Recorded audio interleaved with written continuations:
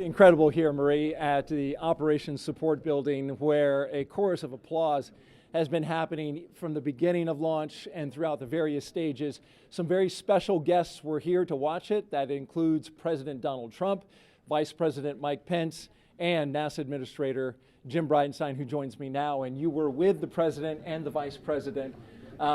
America's back, launching human astronauts again. Tell me how you feel about that, and tell me about the President watching the launch and what happened there. So this has been a long time coming. It's been 9 years since we've launched American astronauts on American rockets from American soil, and now it's done. We have done it. It's been way too long. I want to give a lot of credit to Charlie Bolden. He was my predecessor as the NASA administrator. He fought hard for this program at a time when it didn't get any support in Congress. We now have an administration that is fully supportive of our spaceflight initiatives, not just on the exploration, discovery, going to the moon, onto Mars, but also from a Space Force perspective. Our budgets are going up, things are strong, and today was just just an amazing day. You know, one of the things the President did right out of the gate when he became President is he created what's called the National Space Council. And he put the Vice President as chairman of the National Space Council. And on that National Space Council, you've got the Secretary of Defense and the Secretary of State and the Secretary of Commerce, the Secretary of Transportation, the Secretary of Education, the chairman of the Joint Chiefs, all of these different amazing individuals that deal with space day in and day out. A lot of people don't realize how many parts of the federal government deal with space. And the Vice President invited those members of the National Space Council here as well. So we just had, and then we had members of Congress, bipartisan members of Congress, Republicans and Democrats, who have been involved in supporting this program you know, for a long time now. So I'll just tell you, I'm breathing a sigh of relief. But I will also tell you, I am not going to celebrate until Bob and Doug are home safely. Tomorrow, they're going to dock to the International Space Station. Tonight, I'm heading to Houston to be at the Johnson Space Center when that happens. So it's a bit of a relief. The nose cone is now open.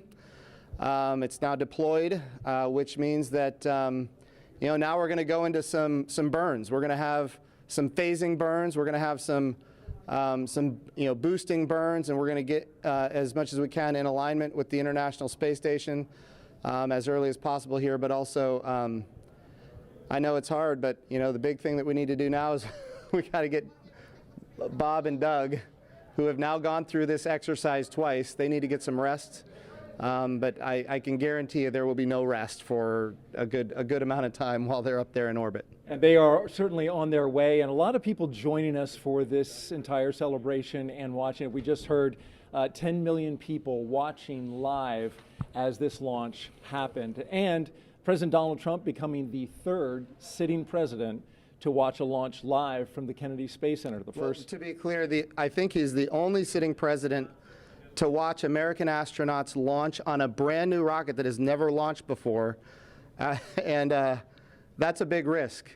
You know, he also said we're going to go to the moon by 2024. That means he's putting himself at risk to say, look, I'm going to be accountable, potentially, I'm going to be accountable to the initiatives that I put forward. And I think we have not had that kind of leadership for space in a very, very long time, and we're so grateful for it. What was it like watching the launch with the President? How did he react?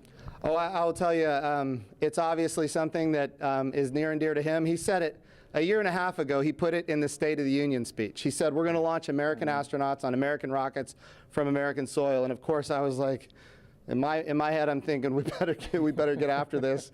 Of course, we've worked overtime to make it happen. We might be a little behind schedule, but we got it done, and we got it done safely. We're knocking on wood, but so far so good. It's looking good. You personally, Jim, as that rocket was lifting off and you felt that rumble? Yeah. What'd you feel? What'd you experience? Well, I was praying. I'm not going to lie to you. I was praying. I was praying for Bob and Doug. I was praying for their families. I was praying for their safe return, even though they're just going. But man, I'll tell you, it was, I've heard that rumble before, but it's a whole different feeling when you've got your own team on that rocket, and they are our team. They are America's team. This is Launch America. This is everything that America has to offer in its purest form, And times are tough right now. There is no doubt. We've got the coronavirus pandemic. We have other challenges as a country.